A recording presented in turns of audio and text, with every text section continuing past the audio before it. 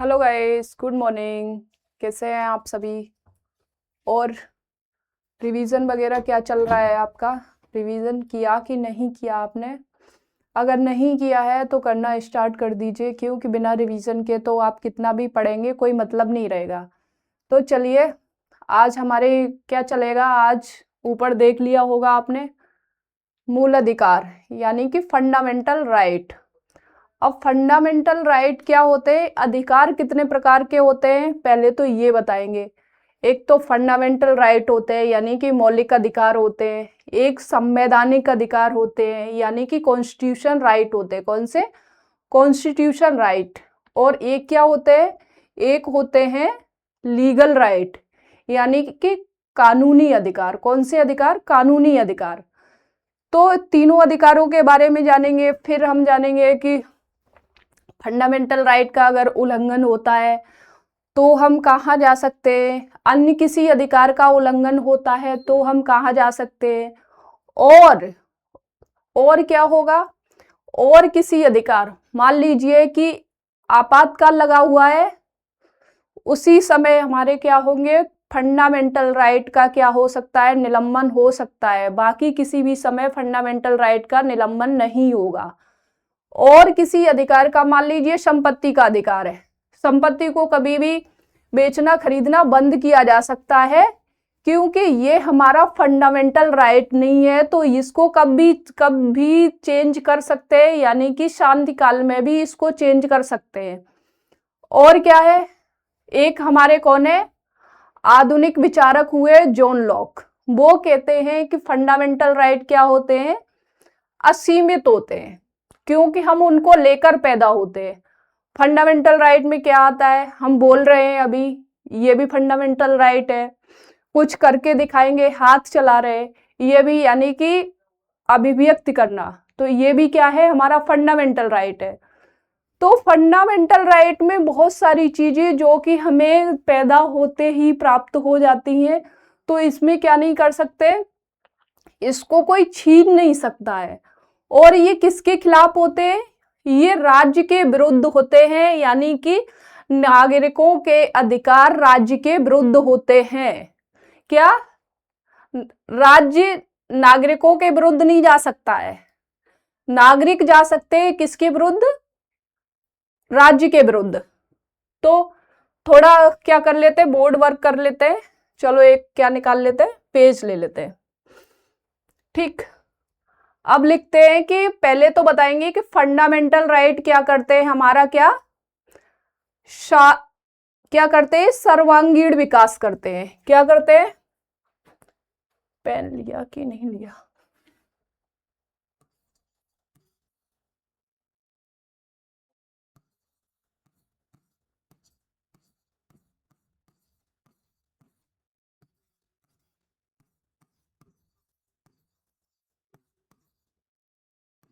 सर्वांगीण विकास किस आधार पर करते हैं, एक भौतिक, दूसरा क्या, भौतिक आधार पर करते हैं, नैतिक आधार पर करते हैं,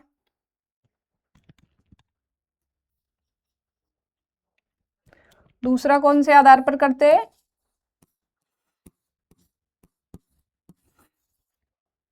नैतिक, तीसरा बौद्धिक, और चौथा कौन सा है, चौथा है आध्यात्मिक। आध्यात्मिक। तो ये क्या, इससे क्या होता है, व्यक्ति का सर्वांगीण विकास होता है। और इसमें किसकी भूमिका होती है, हमारे फंडामेंटल राइट की, यानी कि मौलिक अधिकार की। किसकी होती है भूमिका, मौलिक अधिकारों की। तो आपको ये शब्द भी याद रखना चाहिए कि ये मौलिक अधिकार क्या करते हैं, मौलिक अधिकार ये हमारा क्या करते हैं, सर्वांगीण विकास करते हैं। चलो, अब क्या हुआ, अधिकार कितने प्रकार के होते हैं, अधिकार होते हैं, क्या करते, पेज चेंज कर लेते हैं।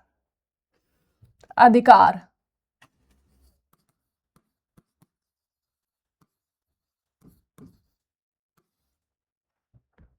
एक मिनट, एसी नहीं चल रही।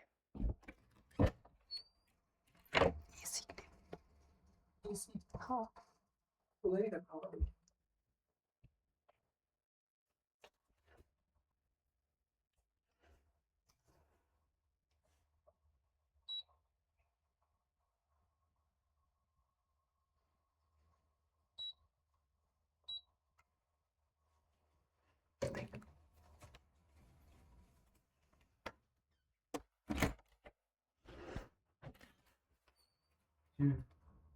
एसी नहीं चल रही थी, चल गई चल गई।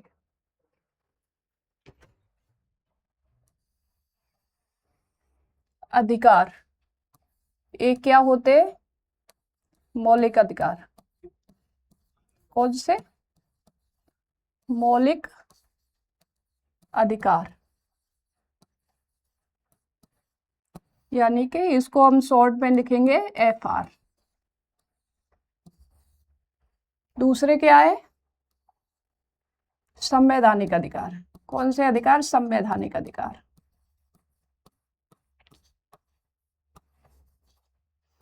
यानी कि कॉन्स्टिट्यूशन राइट।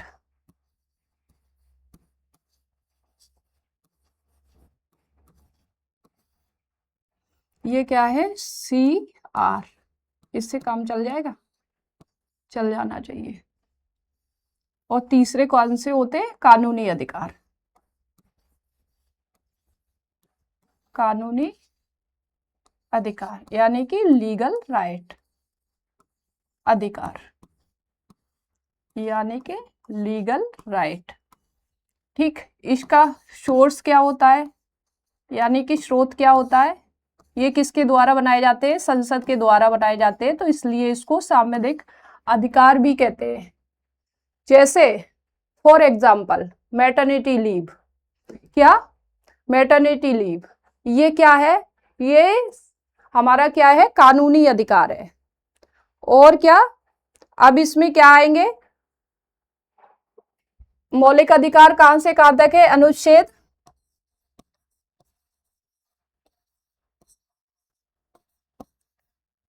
12 से 35 तक।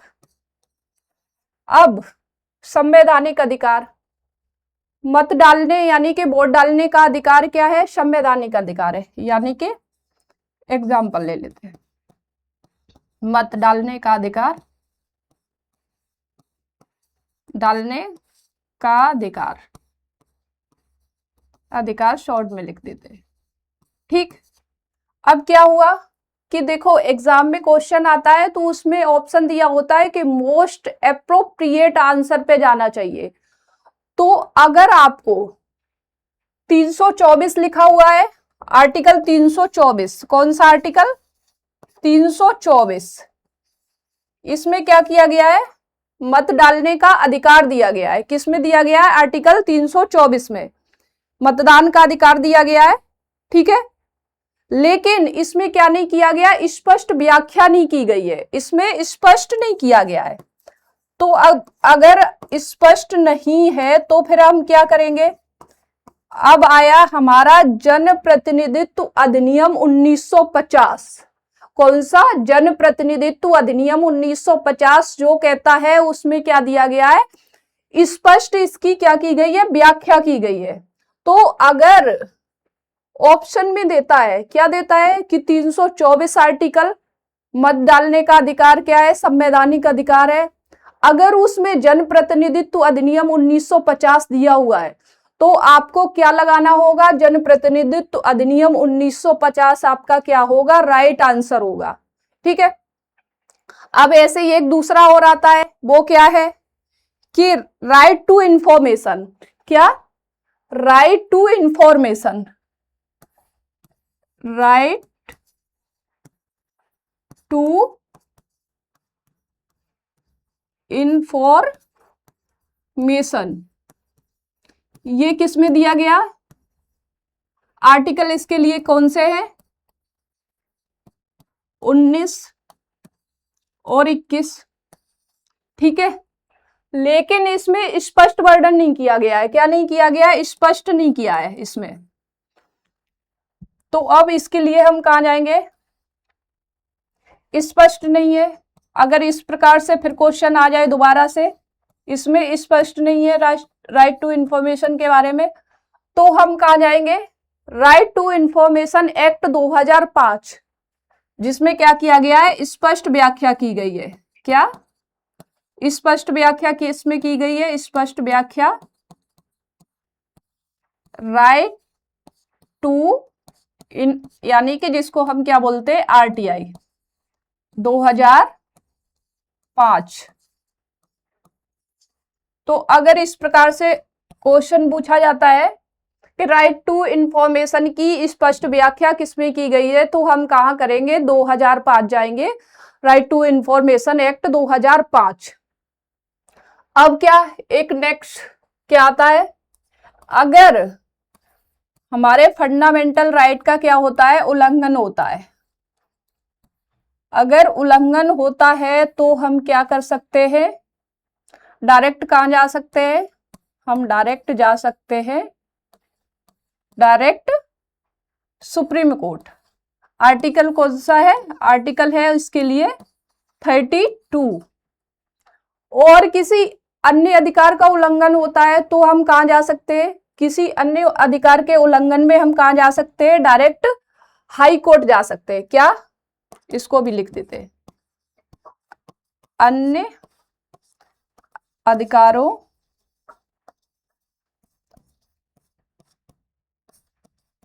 के उल्लंघन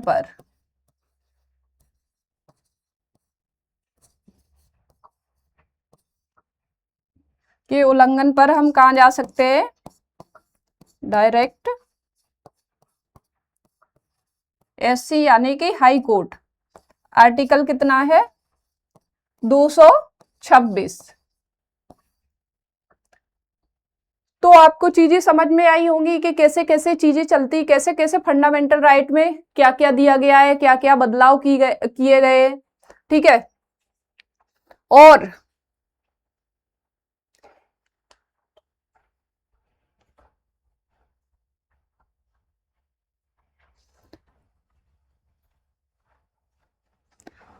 देखो कुछ मौलिक अधिकार है वो किसके लिए है, कुछ मौलिक अधिकार राज्य के लिए है, कुछ मौलिक अधिकार किसके लिए, यानी कि सरकार के लिए, सरकारी है, कुछ सरकार के अगेंस्ट है यानी कि राज्य के अगेंस्ट है, कुछ है सरकार और प्राइवेट दोनों के अगेंस्ट। जैसे कौन सा, आर्टिकल 15 और कौन सा 24, जो कहता है कि क्या, बलात्श्रम यानी कि बच्चों से क्या नहीं कराया जाएगा, जो 14 साल से कम उम्र के बच्चे हैं वो क्या नहीं करेंगे, उनसे श्रम नहीं कराया जाएगा। कहाँ पे, किसी खतरनाक जगह में, वो फिर प्राइवेट हो या सरकारी हो, कहीं भी नहीं कराएंगे। और आर्टिकल 15 क्या कहता है कि किसी के साथ क्या नहीं किया जाएगा, भेदभाव नहीं किया जाएगा, सरकारी स्थानों पर या प्राइवेट स्थानों पर, किसी होटल, रेस्तरां या फिर पब्लिक प्लेस यानी कि कहीं पानी पीने का स्थान है वहां पे, या फिर बैठने का कोई भी ऐसा पब्लिक प्लेस है, उस पर क्या नहीं किया जाएगा, किसी जाति, लिंग, धर्म के आधार पर किसी से क्या नहीं किया जाएगा, भेदभाव नहीं किया जाएगा। तो इस प्रकार से बाकी तो सब क्या है, बाकी सारे राज्य के विरुद्ध है, लेकिन कुछ आर्टिकल ऐसे हैं जो प्राइवेट के अगेंस्ट भी जाते हैं। अब क्या है फंडामेंटल राइट में, फंडामेंटल राइट किसकी बात करते हैं, डू और डोंट। चलो इसको एक्सप्लेन कर देते लिखकर, एक एग्जांपल लेते हैं। दर्शन की भाषा में देखो, गुड और बैड यानी कि पॉजिटिव और निगेटिव का कॉन्सेप्ट होता है। हालांकि दोनों चीजें गुड होती है, लेकिन वो क्या है, पॉजिटिव है या निगेटिव है, ये दर्शन की भाषा में कुछ अलग तरीके से डिफाइन करते हैं। जैसे क्या है एग्जाम्पल, चोरी मत करो, चोरी मत करो, ठीक है। और दूसरा क्या है, दूसरा एग्जाम्पल है असहायों की सहायता करो, यानी कि ऐसे कर लेते, जरूरतमंदों की सहायता करो।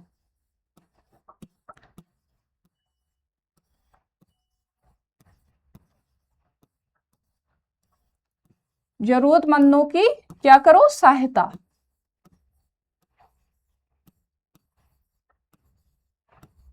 अब देखो गुड ये भी है कि चोरी मत करो, मनाही की जा रही है, ये भी है गुड। अब क्या है, ये किसकी, डोंट की बात करता है, किसकी बात करता है कि डोंट मतलब नो, नहीं करना है। अब तो इसलिए ये डोंट की बात करता है, तो इसलिए क्या हो गया, ये नकारात्मक वाक्य हो गया। कैसा हो गया, नकारात्मक, यानी कि नेगेटिव वाक्य हो गया।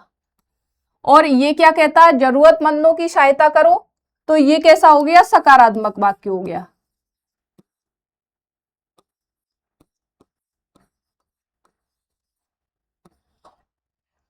तो हमारे मोस्टली फंडामेंटल राइट है वो किसकी बात करते हैं, वो डोंट की बात करते हैं। और जो हमारे डीपीएसपी है वो किसकी बात करते हैं कि राज्य को क्या क्या करना चाहिए, यानी कि वेलफेयर स्टेट बनाने के लिए क्या क्या करना चाहिए, तो वो किसकी बात करते हैं, डू की बात करते हैं।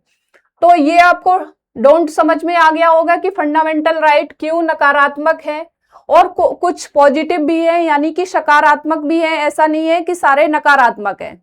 ठीक है, अब चलते हैं कुछ एक नेक्स्ट चीज और समझाते हैं आपको।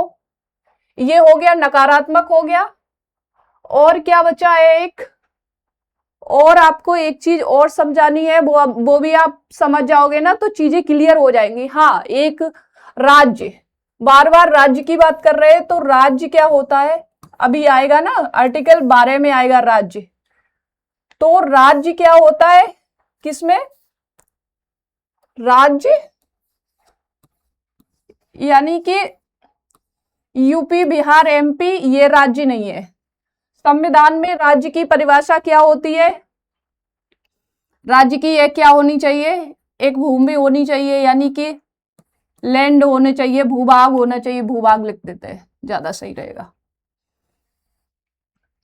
क्या होना चाहिए, भूभाग होना चाहिए, भूभाग। और क्या होना चाहिए, उसकी एक जनसंख्या होनी चाहिए, क्या होना चाहिए, जनसंख्या होनी चाहिए। और क्या, थर्ड नंबर, एक सरकार होना चाहिए। ठीक, और क्या होना चाहिए, एक चौथा नंबर, संप्रभुता होनी चाहिए। क्या होनी चाहिए, संप्रभुता। अगर ये सारी चीजें हैं तो ये किसको डिफाइन करती है, राज्य को। किसको डिफाइन करती है, राज्य को। लेकिन आर्टिकल 12 का राज्य अलग है। आर्टिकल 12 में 12 से 35 तक क्या है, फंडामेंटल राइट है।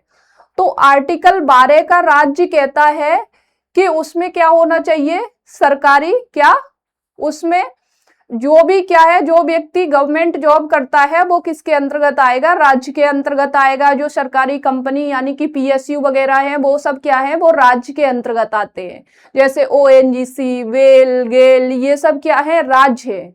तो जो भी गवर्नमेंट, केंद्र सरकार, राज्य सरकार या फिर लोकल गवर्नमेंट, जो भी व्यक्ति उसमें जिसको क्या है कंटिन्यू सैलरी मिल रही है, वो किसके अंतर्गत आते हैं, वो राज्य के अंतर्गत आते हैं।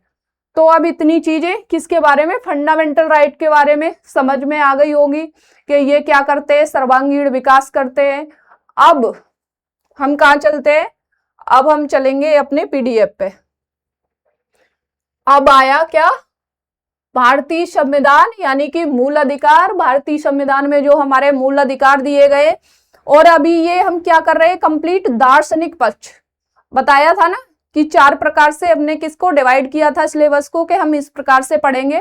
तो दार्शनिक पक्ष में क्या क्या आते हैं, दार्शनिक पक्ष में आता है प्रियम्बल, नंबर 2 क्या, मौलिक अधिकार, नंबर 3 नीति निर्देशक तत्व यानी कि डीपीएसपी, और नंबर 4 क्या आते हैं, फंडामेंटल ड्यूटीज यानी कि मौलिक कर्तव्य। तो ये सब किसके अंतर्गत आते हैं, ये दार्शनिक पक्ष के अंतर्गत आते हैं। तो अब इसकी डेफिनेशन पढ़ लेते हैं, किसकी डेफिनेशन पढ़ लेते हैं, किसकी, अपने फंडामेंटल राइट की। तो ये इसकी प्रेरणा कहां से मिली, अमेरिकी संविधान से। इसको कहां से लिया गया, बिल ऑफ राइट्स से लिया गया, यानी कि अमेरिका से लिया गया। इसको क्या कहा जाता है, भारत का मैग्ना कार्टा। और भाग कौन सा है, संविधान के भाग 3 में दिया गया है, और इसको क्या कहा जाता है, मैग्ना कार्टा। मैग्ना कार्टा अगर आपने फर्स्ट क्लास ली होगी तो मैंने बताया था कि जो अलिखित संविधान होते हैं उनका क्या होता है, लिखित स्रोत, कानूनी स्रोत लिखित होते हैं। जैसे ब्रिटेन का संविधान है 1215 में, कब 1215 में कौन हुए, एक राजा हुए थे ब्रिटेन के, कौन, जॉन किंग। वो क्या कर रहे थे, वहां की प्रजा के क्या कर रहे थे, जो वहां की जनता थी उनके क्या अधिकारों का हनन हो रहा था। तो वहां के सामंतों ने क्या किया, विद्रोह कर दिया और 1200 कब 1297 में 1297 में एक क्या हुआ, रेड पेन ले लेते हैं। 1297 में एक अभिलेख, लिखित अभिलेख पत्र जारी हुआ जो क्या था, वहां के नागरिकों को जिसमें क्या दिए गए थे, अधिकार दिए गए थे। तो वहीं से, तो वो बहुत बड़ा था तो इसलिए वहीं से ये शब्द आया मैग्ना कार्टा। तो इसमें क्या है, भारत के नागरिकों के लिए भी अधिकार दिए गए हैं, डिफाइन किए गए हैं, तो इसलिए इसको फंडामेंटल राइट को क्या कह दिया, भारत का मैग्ना कार्टा कह दिया। तो इस मैग्ना कार्टा शब्द की ये क्या है, ये इसका इतिहास है। अब इसका उद्देश्य क्या है, राजनीतिक लोकतंत्र की क्या करना, स्थापना करना। कैसे लोकतंत्र की, राजनीतिक लोकतंत्र की स्थापना करना तथा नागरिकों के अधिकारों की क्या करना, सुरक्षा सुनिश्चित करना। ये किसकी ड्यूटी है, ये ड्यूटी राज्य क्या करेगा कि अपने नागरिकों की क्या करेगा, उनकी अधिकारों की सुरक्षा सुनिश्चित करेगा। अगर नहीं करता है तो वो कहां चले जाएंगे, उनको डायरेक्ट सुप्रीम कोर्ट में जाने का अधिकार भी दिया गया है। अब ये कहां से कहां तक है, ये दिए गए हैं 12 से लेके कहां तक दिए गए, 35 तक। कहां तक, 12 से लेके 35 तक। तो कौन से फंडामेंटल राइट में कौन सा अधिकार दिया गया है, तो अब इस पे क्या करते हैं, अब इसको पढ़ लेते हैं। आर्टिकल 12, इसके अंतर्गत भारत सरकार, कौन सी सरकार, भारत सरकार, संसद, राज्य सरकारें और क्या, थोड़ा मोटा कर लेते पेन को, राज्य सरकारें, स्थानीय सरकार यानी कि लोकल गवर्नमेंट यानी कि नगर पालिका और पंचायत शामिल होते हैं। कौन, नगर पालिका और पंचायत शामिल होते हैं। अन्य सामुदायिक और गैर सामुदायिक प्राधिकरण, उसमें क्या क्या आते हैं, LIC, ONGC, सेल, ये सब आदि जो कंपनियां हैं ये किसकी हैं, गवर्नमेंट की हैं। तो ये भी इसमें शामिल होती है, जो आर्टिकल 12 के तहत राज्य की परिभाषा दी गई है। और राज्य क्या होता है, इससे पहले अभी मैंने एक्सप्लेन कर दिया है कि जो हमारे संविधान में राज्य की परिभाषा दी हुई है उसमें क्या होना चाहिए, निश्चित भूभाग होना चाहिए, एक जनसंख्या होना चाहिए और क्या, सरकार और संप्रभुता होना चाहिए। तो वहां पे राज्य की परिभाषा वो दी गई है। अगर संविधान में राज्य, अगर आर्टिकल 12 कहता है तो ये सब चीजें होनी चाहिए। अब आर्टिकल 13 क्या कहता है, मूल अधिकारों से असंगत विधियां, यानी कि मूल अधिकारों का उल्लंघन करने वाली या उनसे असंगत कोई विधि है तो उसे क्या कर दिया जाएगा, शून्य घोषित कर दिया जाएगा। जैसे अनुच्छेद अप्रत्यक्ष रूप से क्या है, न्यायपालिका को क्या देते हैं, न्यायिक समीक्षा करने की शक्ति देते हैं।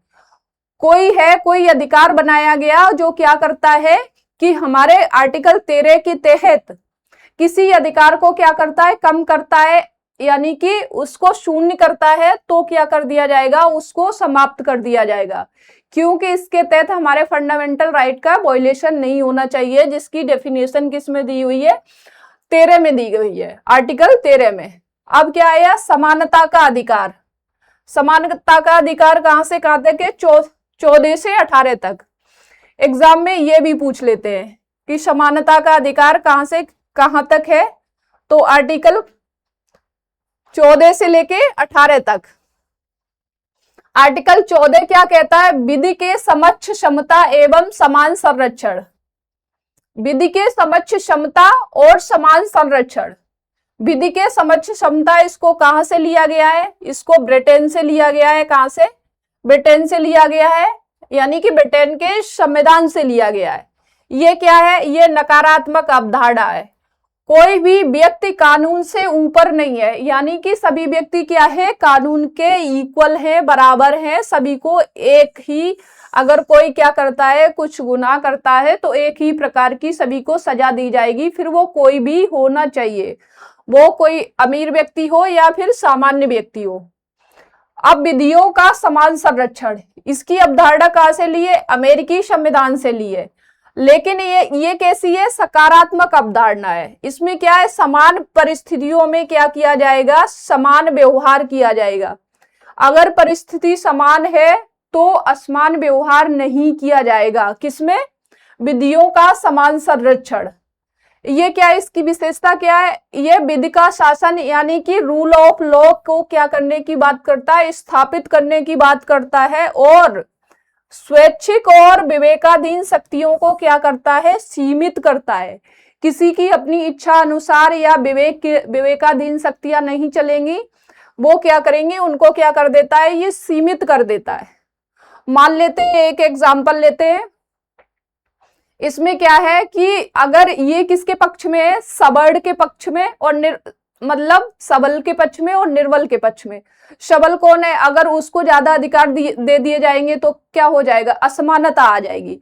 निर्बल के पक्ष में किस प्रकार से है, निर्बल के पक्ष में इस प्रकार से है कि मान लो क्या होता है, बीपीएल वालों को क्या दिया जाता है, राशन दिया जाता है, ठीक है, और क्या दिया जाता है, जो कोई गरीब व्यक्ति है उससे टैक्स कम लिया जाता है। टैक्स का एक सिस्टम है ना कि अगर जिसकी 8 से कितनी है, 12 लाख है, तो कितना परसेंट देना है, उसको 5% देना है क्या, टैक्स। तो यहाँ पे इसको क्या नहीं माना जाएगा, भेदभाव नहीं माना जाएगा, क्योंकि वो उस लायक नहीं है। अगर जिसकी कितनी है, 12 से,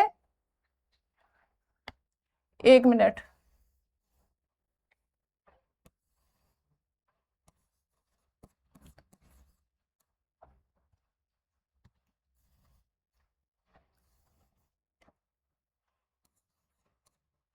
चार से 8 लाख है तो कितना देगा, 5% देगा।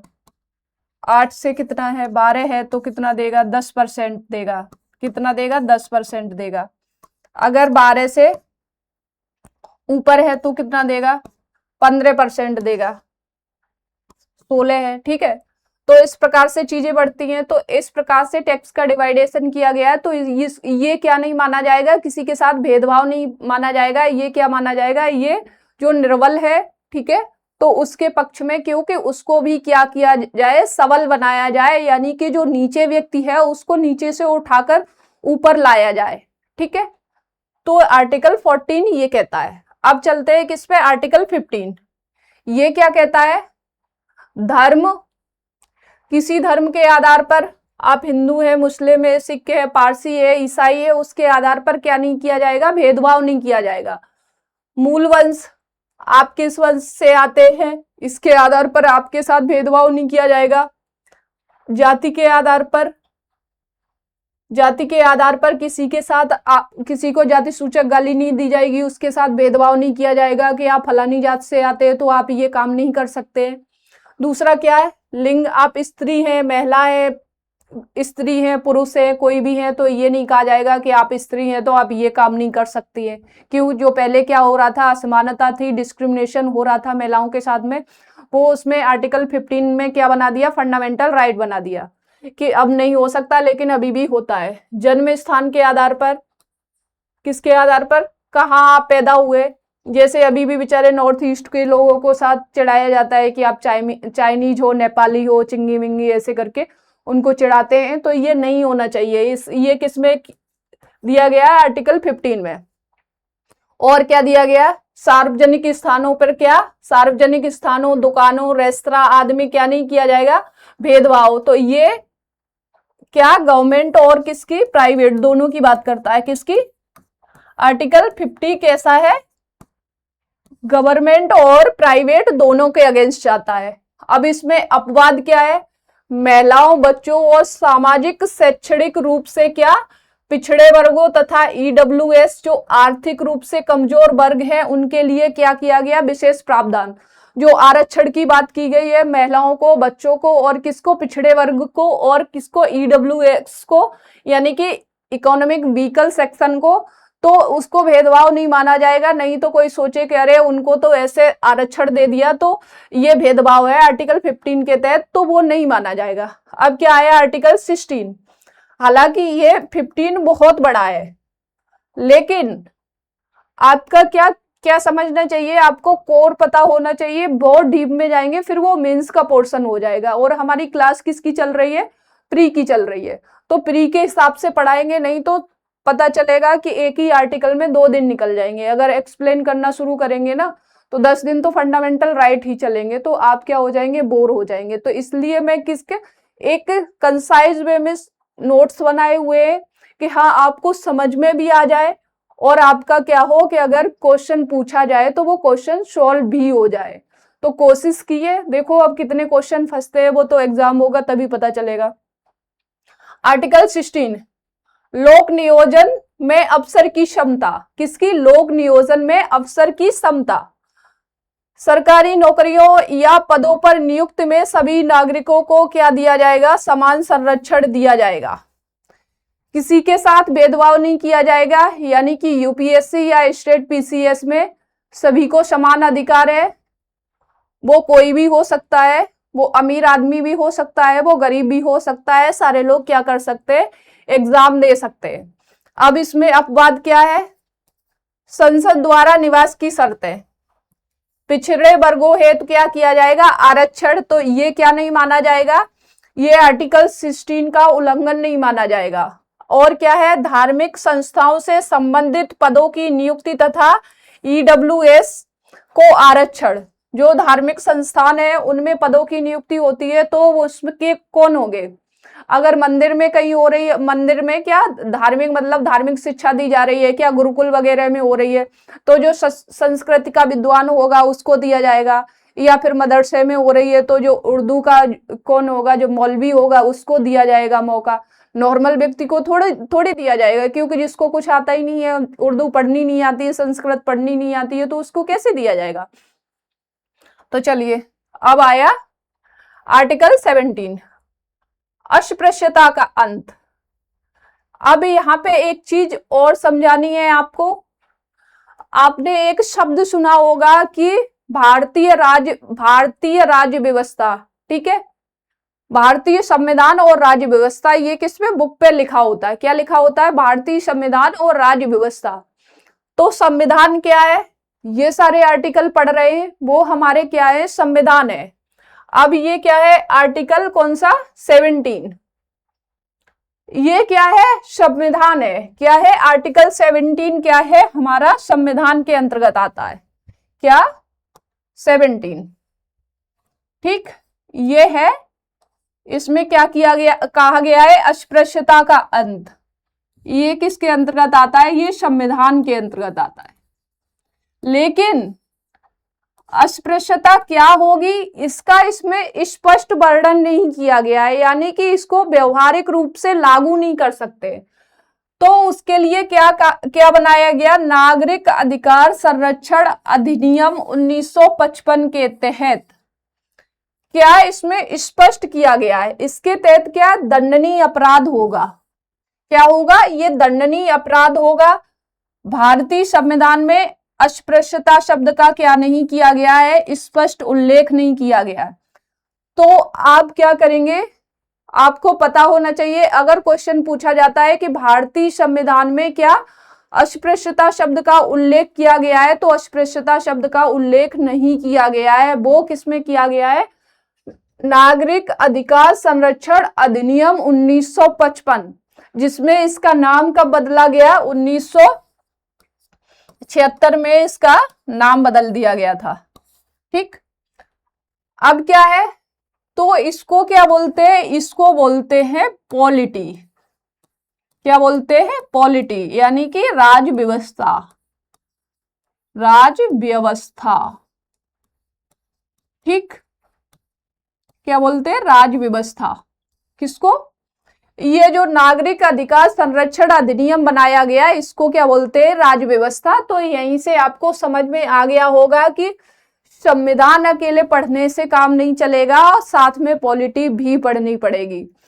क्योंकि अगर पूछा जाता है क्वेश्चन के छुआछूत यानी कि अस्पृश्यता का अंत किसमें परिभाषित किया गया है, तो किसमें दिया गया है, तो आप देखेंगे कि आर्टिकल 17 भी दिया रहेगा ऑप्शन में और नागरिक अधिकार संरक्षण अधिनियम 1955 भी दिया रहेगा। तो आप सोचेंगे कि अभी तक रटते हुए आए कि अस्पृश्यता का अंत किसमें, आर्टिकल 17 में, और आप फटक से ऑप्शन लगा देंगे और क्वेश्चन क्या हो जाएगा, गलत हो जाएगा।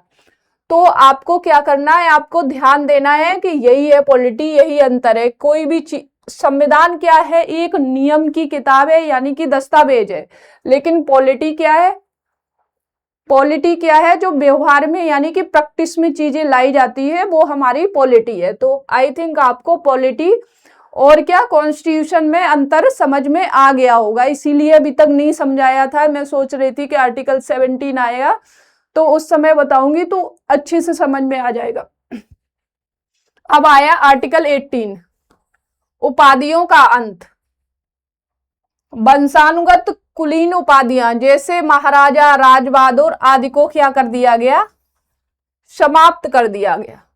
सेना और विद्या शिक्षा यानी कि सेना में कोई व्यक्ति है तो वो अपने नाम के आगे सम्मान के लिए लगा सकता है, या कोई टीचर है तो टीचर अपने नाम के आगे लगा सकता है, डॉक्टर है तो डॉक्टर लिख सकता है, इंजीनियर है तो इंजीनियर अपने नाम के आगे लिख सकता है।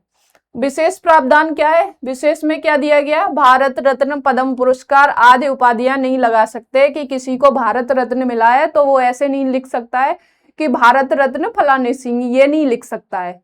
ठीक है, तो ये क्या हो गए, ये हो गए हमारे 14 से 18 तक कंप्लीट हो गए हमारे फंडामेंटल राइट। अगर इसमें कोई चीज समझ में नहीं आई है तो आप पूछ सकते हैं, कमेंट कर सकते हैं, और बाद में अगर देखते हो फिर भी नहीं समझ में आता है तो फिर भी आप क्या लिख सकते हो कि हमें ये चीज समझ में नहीं आई, हम आपको समझा देंगे, यानी कि समझाने की पूरी कोशिश करेंगे। तो अब कौन सा आया, आर्टिकल 19 यानी कि स्वतंत्रता का अधिकार, यानी कि राइट टू फ्रीडम।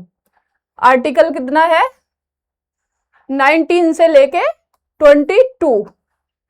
अब ये क्या है, आर्टिकल 19 6 मौलिक अधिकारों, 6 मौलिक स्वतंत्रताओं का संरक्षण। हालांकि 7 थी, उनको क्या कर दिया गया, 44वें संविधान संशोधन द्वारा क्या कर दिया गया, संपत्ति के अधिकार को हटा दिया गया है और उसको कहां रख दिया गया, 300A में रख दिया।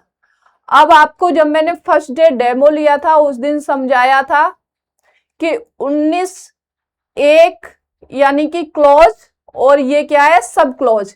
क्योंकि यहाँ पे आर्टिकल बहुत बड़ा हो गया था तो इसलिए हमारे संविधान निर्माताओं ने किस में डिफाइन कर दिया कि आर्टिकल 19 का क्लॉज 1 सब क्लॉज ए, इसको इस प्रकार से पढ़ेंगे। अगर कोष्टक में नहीं दिया है, ऐसे दिया हुआ है आर्टिकल 21 है, तो ये क्या है, इसको क्लॉज नहीं पढ़ेंगे, इसको क्या पढ़ेंगे, स्वतंत्र आर्टिकल है। तभी तो हमारे संविधान की स्टार्टिंग कहां से होती है, आर्टिकल 1 से होती है, लेकिन खत्म कहां पे होता है, 395 पे होता है। लेकिन टोटल 470 क्या है, टोटल 470 क्या है, आर्टिकल हैं। कितने हैं, 470। तो ये यही है जो बीच में जोड़ दिया गया है। तो स्टार्टिंग और लास्ट का पॉइंट को खत्म नहीं किया गया, कुछ चेंज नहीं किया गया, लेकिन टोटल में चेंज कर दिया। जैसे भाग में भी यही है, भाग 1 से लेके 22 तक है, लेकिन टोटल भाग कितने, 25 है। तो चलते अब इसमें क्या दिया गया, वाक एवं अभिव्यक्ति की स्वतंत्रता में, स्वतंत्रता इसमें क्या है, निहित है। अभी हम बोल रहे हैं ये किसके तहत है, आपको याद ऐसी याद हो जाएगी कि हमें बोल रहे हैं वो किसके तहत आता है, article 19 clause 1 sub clause A. अभिव्यक्त कर रहे हैं, कुछ हम क्या करेंगे, लिख सकते हैं, या फिर क्या कर सकते हैं, कोई समाज का कोई ऐसा कुरीति है या क्या है, कुप्रथा है, उसको मिटाने के लिए हम उसके लिए क्या कर सकते हैं, फिल्म बना सकते हैं, या फिर क्या कर सकते हैं, जो नुक्कड़ नाटक वगैरह होते हैं उसके तहत भी क्या कर सकते हैं, उसको दिखा सकते हैं, यानी कि अभिव्यक्त कर सकते हैं। प्रेस के माध्यम से हम क्या कर सकते हैं, इसको बोल सकते हैं। अब क्या आया, आर्टिकल 19 का क्लॉज 1 सब क्लॉज बी, शांतिपूर्वक निरायुध यानी कि बिना हथियारों के क्या कर सकते हैं, सम्मेलन कर सकते हैं, यानी कि बिना किसी हथियार के शांतिपूर्वक हम क्या कर सकते हैं, प्रोटेस्ट वगैरह कर सकते हैं। ये हमारा क्या है, ये हमारा है फंडामेंटल राइट है, जो किसके तहत दिया गया, आर्टिकल 19 के क्लॉज 1 सब क्लॉज बी के तहत हमको दिया गया है, जो कैसे कर सकते हैं, अहिंसात्मक रूप से। कैसे, अहिंसात्मक रूप से। ठीक, अहिंसात्मक रूप से क्या कर सकते, प्रोटेस्ट कर सकते। इसको कोई सरकार क्या नहीं कर सकती है, मना नहीं कर सकती है। अब क्या, article 19 clause 1 sub clause C, संघ, संगठन या सरकारी समितियां बनाने का अधिकार। हम कोई ऑर्गेनाइजेशन बना सकते हैं, ठीक है, और क्या कर सकते हैं, सहकारी समितियां बना सकते हैं। आप सुबह उठते होंगे, आप किसी बड़े शहर में रहते हैं, तो आपकी शुरुआत यही सहकारी समितियों से होती होगी। सहकारी समितियां क्या है, जो अमूल का आप दूध लेके आते होंगे, तो अमूल क्या है, एक सहकारी समिति है। एक उन्होंने बनाया है कहाँ पे, रालेगांव में, अन्ना हजारे ने। उन्होंने किसके लिए बनाया, लैंड के लिए। उन्होंने क्या, वहां पे क्या हो रहा था, कुछ लोगों के पास 1 बीघे जमीन थी, किसी के पास 2 बीघे जमीन थी, तो उन्होंने क्या किया कि उसका एक क्या बना दी, सहकारी समिति बना दी, कॉर्पोरेशन बना दिया। उससे क्या हुआ कि सारे लोगों की जमीन एक साथ आ गई, जिसकी सारे लोग मिलके उसमें क्या करते हैं, एक वैज्ञानिक तरीके से खेती करते हैं, और जिसका जितना हिस्सा होता है वो उसको दे दिया जाता है। क्योंकि जिसकी 1 बीघे जमीन है, उसके तो क्या नहीं चल सकता, ट्रैक्टर भी नहीं चल सकता, जुताई भी अच्छे से नहीं हो सकती है, तो उसमें पैदावार तो क्या ही करेगा वो। तो ये सहकारी समितियां वही होती है। तो हमारे दिन की शुरुआत भी कहीं ना कहीं सहकारी समिति से ही होती है, क्योंकि अमूल के दूध की हम चाय बनाते हैं, तो वो कहाँ से आता है, अमूल एक क्या है, सहकारी समिति है, जिसका वर्णन कहाँ किया गया है, आर्टिकल 19 के क्लॉज 1 सब क्लॉज सी में किया गया है। और कहाँ मिलता है, भाग कौन सा है इसके लिए, सहकारी समिति के लिए भाग कौन सा है, भाग 9B। कौन सा है, भाग 9B। और इसको कहाँ, डीपीएसपी में भी रखा गया है, वो आप बताएंगे कि कौन सा आर्टिकल है, 43A है या B है, वो आप एक्सप्लेन करेंगे। कुछ चीजें आप लोग भी बता दिया करो। अब आया 19 clause 1 sub clause D, Bharat के संपूर्ण राज्य क्षेत्र में सर्वत्र आबाद संचरण का अधिकार। नंबर 1 क्या आया, हमें बोल सकते हैं, अभिव्यक्त कर सकते हैं, ठीक है, कुछ भी कर सकते हैं, ये सब क्या है, ये ए में दिया है। अब बी में क्या है, शांतिपूर्वक हम क्या कर सकते हैं, बिना हथियारों के क्या कर, अहिंसात्मक रूप से क्या प्रोटेस्ट वगैरह कर सकते हैं, लेकिन हड़ताल नहीं कर सकते आप, ठीक है। कुछ चीजों की मनाही भी की गई है कि ऐसा नहीं है कि आपका अधिकार है, बोलने का अधिकार दिया गया है, तो उसमें कुछ लिमिटेशन भी है कि किसी को गाली देने के लिए नहीं कहा गया है। नहीं तो आप किसी को गाली दे दो और कह दोगे कि नहीं भाई ये तो हमारा फंडामेंटल राइट है, आर्टिकल 19 के क्लॉज 1 सब क्लॉज ए के तहत हमें बोलने का अधिकार दिया गया है, तो आप कुछ भी नहीं बोलेंगे। अपने फंडामेंटल राइट के लिए किसी दूसरे के फंडामेंटल राइट को क्या नहीं कर सकते, वॉयलेशन नहीं कर सकते, इसकी मनाही की गई है, ठीक है। अब क्या है कि कहीं भी संपूर्ण राज्य क्षेत्र में यानी कि पूरे भारत में हम कहीं भी जा सकते हैं, घूम सकते हैं, ये हमारा अधिकार है, इसको कोई रोक नहीं सकता है। अब क्या आया, आर्टिकल 19 क्लॉज 1 सब क्लॉज ई, भारत में कहीं भी निवास करने या बसने का अधिकार। पूरे भारत में हम जहां रहना चाहें वहां रह सकते, कोई हमें रोक नहीं सकता है, लेकिन अच्छे काम के लिए। ऐसा नहीं है कि किसी आप आतंकवादी गतिविधि से जुड़ने के लिए आप जम्मू कश्मीर में बिल्कुल लास्ट में जाके रहने लगे और उधर फिर क्या करे, आतंकवादियों को सपोर्ट करे, तो ऐसा नहीं है। इन सब चीजों के लिए मनाही की गई है, सब कुछ फ्लैट नहीं है कि आपको लग रहा है ये अधिकार दिए तो ये है, नहीं, उसके लिए मना भी किया गया है। आर्टिकल 19 क्लॉज 1 सब क्लॉज जी, एफ को क्या कर दिया गया, एफ क्या था हमारा, क्या था, एफ था हमारा फंडामेंटल राइट था, ठीक है, जो क्या था, संपत्ति का अधिकार फंडामेंटल राइट था, जिसको क्या कर दिया गया, एफ को हटा दिया गया है वो 44वें संविधान संशोधन के तहत, और इसको क्या कर दिया गया है, 300A में रख दिया गया है, यानी कि क्या बना दिया गया है, संवैधानिक अधिकार बना दिया गया है। तो इसलिए यहाँ पे क्या है, ई के बाद एफ आएगा, तो एफ क्या हो गया, गायब हो गया। कोई भी वृत्ति, व्यापार, आजीविका या कारोबार करने का अधिकार, पूरे भारत में कोई भी कहीं भी चाहे वो वहां जाके व्यापार कर सकता है, अपनी आजीविका के लिए क्या कर सकता है, कोई भी कारोबार शुरू कर सकता है। तो ये क्या, ये हमारा क्या है, फंडामेंटल राइट है, इसकी हमें कौन आजादी देता है, आर्टिकल 19। अब प्रतिबंध क्या है, ये अधिकार असीमित नहीं है, मतलब सीमित है। यही मैंने बताया ना, भारत की अगर संप्रभुता की खतरा है, अगर ऐसा कुछ आप करने की सोच रहे, या फिर अखंडता, अखंडता क्या है, समझाया था एकता और अखंडता, जब प्रियम्बल पढ़ाया था तो उसमें बताया था कि एकता और अखंडता, एकता मनोवैज्ञानिक होती है, अखंडता भौगोलिक क्षेत्र होता है। कि अगर आप सोच रहे हैं कि किसी, हम पाकिस्तान का सपोर्ट करें, चाइना का सपोर्ट करें, या किसी और दुश्मन देश का सपोर्ट करेंगे और क्या करेंगे, भारत के कुछ टुकड़े को क्या करवा देंगे, तुड़वा देंगे, तो ऐसा नहीं आप कर सकते, इसकी आजादी नहीं देता है। या फिर लोक व्यवस्था, जो पब्लिक सिस्टम है उसमें अगर आप क्या करते हैं, डिस्टरबेंस करते हैं, तो उसकी भी मनाही करता है। ये क्या करता है, और नैतिकता हेतु इन पर युक्त प्रतिबंध लगाता है।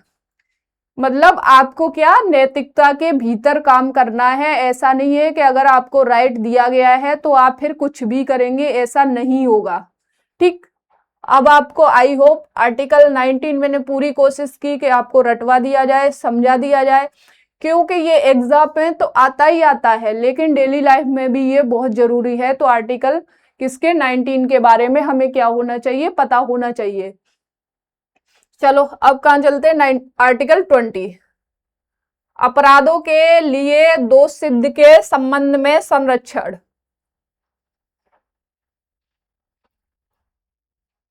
कार्य उत्तर विधि से संरक्षण, एक्स पोस्ट फैक्टो लॉ। ये क्या है, किसी व्यक्ति को अपराध के समय लागू कानून के तहत ही सजा दी जाएगी। मतलब क्या, किसी व्यक्ति ने क्या किया है, आज अगर अपराध किया है और कोई एक नियम लागू नहीं है और वो उसके 1 महीने बाद लागू होता है, तो उसके तहत उसको सजा नहीं दी जाएगी। जो आज कानून लागू है उसी के तहत उसको क्या किया जाएगा, सजा दी जाएगी। ठीक, अब क्या है, आत्म अभिवंशन से संरक्षण।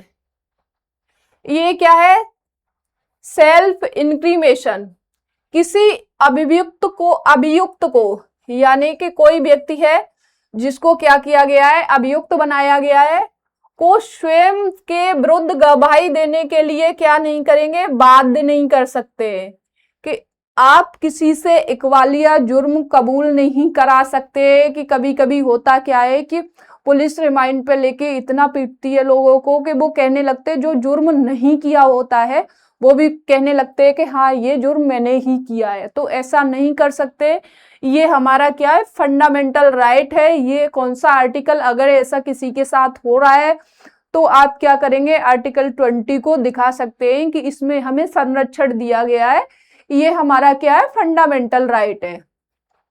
अब क्या आया, आर्टिकल 21, जो क्या है, जो बहुत बड़ा आर्टिकल है, बहुत सारे अधिकार, जितने भी अधिकार है वो सारे अधिकार कौन देता है, आर्टिकल 21, प्राण एवं दैहिक स्वतंत्रता, यानी कि right to life and liberty.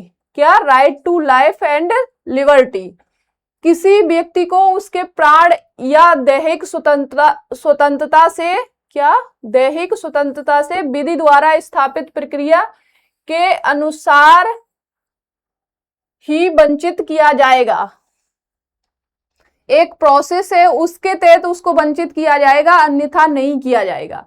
न्यायालय के व्याख्या अनुसार स्वच्छ वातावरण, यानी कि clean environment, right to privacy, यानी कि निजता का अधिकार, स्वास्थ्य और सम्मान पूर्वक जीने का अधिकार, हेल्थ का अधिकार, सम्मान पूर्वक जीने का अधिकार, सोने का अधिकार। अब आप सोचो कि घर में सो रहे 10 बजे तक और आप कहो कि आपके पापा या मम्मी चिल्ला रहे हैं कि भाई उठ जाओ 10 बज गए, और आपकी डांट पड़ी या पिटाई भी हो गई, तो आप ये नहीं कहेंगे कि हमारे क्या हो गया, हमारे फंडामेंटल राइट का वायलेशन हो गया और आर्टिकल 32 के तहत हम कहाँ चले जाएंगे, सुप्रीम कोर्ट चले जाएंगे। तो वो घर में लागू नहीं होते हैं, ये आपको याद रखना पड़ेगा। ठीक। और क्या, आपको शादी करने का अधिकार, ये भी कौन सा देता है, आर्टिकल 21। विदेश जाने का अधिकार, आप विदेश भी जा सकते हैं, आपका कोई पासपोर्ट नहीं छीन सकता है, आपको कोई मना नहीं कर सकता है विदेश जाने से। तो ये भी कौन सा देता है, आर्टिकल 21 ही देता है। इस प्रकार से बहुत सारे अधिकार कौन देता है, हमारा आर्टिकल 21। ये अधिकार कार्यपालिका और विधायिका दोनों के मनमाने रवैये के विरुद्ध है। यानी कि कार्यपालिका और विधायिका क्या नहीं कर सकती है, इनको छीन नहीं सकती है। ठीक है। अब क्या आया, अनुच्छेद 21A। 21A आपको ध्यान रखना है, ये क्या है, एक इंडिपेंडेंट आर्टिकल है, ये क्लॉज नहीं है, इसको क्लॉज नहीं पढ़ना है। अगर कोष्टक में नहीं दिया है तो फिर वो क्या है, एक इंडिपेंडेंट आर्टिकल है, वो एक क्लॉज नहीं है, यानी कि आर्टिकल के अंदर में कुछ एक्सप्लेन नहीं किया गया है। तो शिक्षा का अधिकार ये कब जोड़ा गया, 86वां संविधान संशोधन 2002 में जोड़ा गया। इसमें क्या दिया गया है, राज्य द्वारा 6 से 14 वर्ष के बच्चों के लिए क्या की जाएगी, निशुल्क और अनिवार्य शिक्षा दी जाएगी। जो पहले कहां लिखा गया था, आर्टिकल डीपीएसपी के आर्टिकल किसमें, 45 में। लेकिन हमारे संविधान निर्माताओं को पता था कि हमारे पास, हम अभी अभी आजाद हुए, हमारे पास और सारी समस्याएं हैं, एजुकेशन के लिए, इंफ्रा डेवलप करने के लिए हमारे पास इतना पैसा नहीं है। तो हमारा देश जब समृद्ध हो जाएगा उसके बाद हम क्या कर देंगे, इसको फंडामेंटल राइट बना देंगे, क्योंकि फंडामेंटल राइट तो बनाना ही था, एजुकेशन को, फ्री एजुकेशन तो देनी ही थी। लेकिन उस समय हमारा देश इतना समृद्ध नहीं था, तो बहुत सारी चीजों को क्या कर दिया गया, जो वेलफेयर की थी, हमारे देश के कल्याण के लिए थी, उनको किस में डाल दिया गया, उनको डीपीएसपी में डाल दिया गया। क्योंकि हमारे संविधान निर्माता क्या थे, दूरदर्शी थे। अगर हमारे प्रधानमंत्री को लगता है कि हमारे देश का विकास कैसे होगा, तो उनको डीपीएसपी जाके पढ़ लेना चाहिए, सारी चीजें क्लियर हो जाएंगी। हमें लगता है कि डीपीएसपी की एक कॉपी कहाँ पे होना चाहिए, प्रधानमंत्री जी को अपने रूम में भी रखना चाहिए, उन्हें डेली याद हो कि हमें देश के लिए क्या क्या करना है, किसी से पूछने की जरूरत नहीं है। हमारे संविधान निर्माता यानी कि संविधान सभा इतनी दूरदर्शी थी कि आज भी वो सारी चीजें क्या है, प्रासंगिक है। तो ठीक है, अब आ गया, ये बना दिया गया, 86वां संविधान संशोधन किया गया और इसको क्या बना दिया गया। लेकिन हमारे शिक्षा की स्थिति बहुत खराब है अभी भी, जो कहां से नहीं निकल पाई है। जो मैकाले की शिक्षा आई थी, जिसने कब बनाया था, 1854 में जो पॉलिसी लेके आया था, उसने कहा था कि उसको क्या करने थे, क्लर्क तैयार करने थे। वो कहता था कि वो बॉडी से तो, चमड़ी से तो भारतीय होंगे, लेकिन बाकी पूरी तरीके से कैसे होंगे, अंग्रेज होंगे, यानी कि ब्रिटिश होंगे, क्योंकि उनका रूल था। तो वो उस प्रकार से बनाना था। तो उसने क्या किया, अंग्रेजी को क्या दिया, तरजीह दी। और क्या किया, आज भी उसी प्रकार से 1970 तक देखेंगे, आज के जो साइंटिस्ट वगैरह है वो सारे किसमें, सरकारी स्कूल में पढ़े हुए हैं। उसके बाद क्या हुआ कि धीरे धीरे जो क्या था, जो अधिकारी थे, राजनेता थे, उनके बच्चे तो प्राइवेट सरकारी स्कूलों में पढ़ने नहीं गए, तो वो क्या हो गया, वो स्कूल हो गए खंडर। और आज आपको पता है कि हर एक रिपोर्ट आई है, उसमें दिया गया है कि हर घंटे कितने, शायद कितना एग्जैक्ट डेटा मुझे स्लिप कर रहा है, याद आएगा तो बता देंगे, कि 25 स्कूल टोटल 10 साल में 94,000 स्कूल बंद हो गए। अब बताओ कहाँ पढ़ेंगे लोग। और प्राइवेट को इतना ग्लोरीफाई कर दिया है कि उन्होंने इतनी एजुकेशन महंगी कर दी है कि आम आदमी जो बेचारा मिडिल क्लास है, वो तो अपने बच्चे को पढ़ा भी नहीं सकता है, क्योंकि ये खर्चे वो खर्चे वो खर्चे, तो कहाँ से लाएगा बेचारा, इतनी तो उसकी इनकम भी नहीं है। तो ठीक है, इस प्रकार से हमारी शिक्षा को क्या कर दिया गया, निःशुल्क और अनिवार्य शिक्षा, लेकिन यहाँ पे केवल क्या बना दिया गया, अकेला वो मिड डे मील ही खाने आते, पढ़ाई लिखाई कुछ हो नहीं रही है, तो इसलिए उसमें बच्चे जाते भी नहीं है। तो हमारे जो शिक्षा व्यवस्था की हालत बहुत खराब है। ठीक है, अब आया आर्टिकल 22, निरोध एवं गिरफ्तारी से संरक्षण, दंडात्मक हिरासत। अब इसमें क्या है, अपराध के बाद ली गई, मतलब कोई आपने अपराध किया, उसके बाद क्या किया जाता है, हिरासत में लिया जाता है, व्यक्ति को क्या किया जाता है, गिरफ्तारी का कारण जानने का अधिकार है। मान लो आप रोड पे जा रहे हैं, आपको किसी पुलिस वाले ने, कांस्टेबल ने रोक के क्या कर लिया, गिरफ्तार कर लिया, तो आप आर्टिकल 22 के तहत पूछ सकते हैं कि जनाब हमारा ये फंडामेंटल राइट है कि हमें किस गुनाह में आपने क्या किया है, मैंने क्या किया है, उसके लिए आपने गिरफ्तार किया है, तो ये क्या है, ये हमारा फंडामेंटल राइट है। और वकील से परामर्श करने तथा 24 घंटे के अंदर मजिस्ट्रेट के सामने पेश करने का अधिकार है।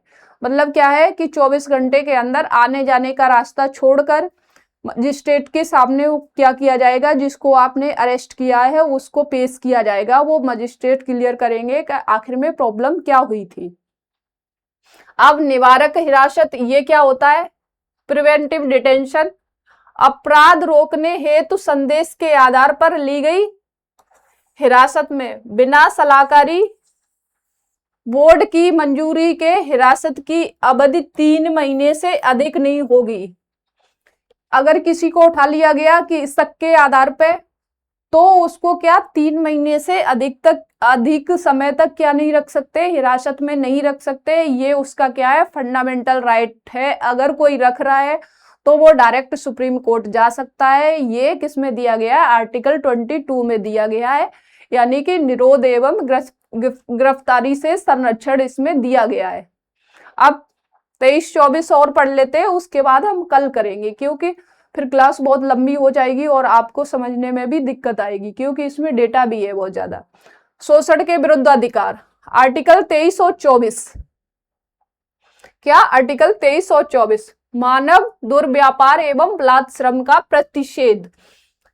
मानव क्या व्यापार, यानी कि ह्यूमन ट्रैफिकिंग, बेगार मतलब बिना वेतन के काम नहीं कराया जाएगा, जबरन श्रम पर पूर्ण रोक मतलब जबरदस्ती किसी से काम नहीं कराया जाएगा। अभी ये कहाँ, यूपी के मुजफ्फरनगर में हुआ था कि 10-12 लोगों को एक फैक्ट्री मालिक ने क्या कर रखा था, कैद कर रखा था, काम कराते थे, कुछ पैसे नहीं देते थे, अगर वो मना करते थे तो उनकी पिटाई विटाई कराते थे। अभी 1-2-3 महीने की बात है, उसको वो सब पकड़े गए, वो लोग अब बेचारे जाने कब से 4-6 साल से वहां पे कैद थे, तो उनको छुड़ाया गया। तो आज भी कहीं ना कहीं ये सब चीजें चलती हैं।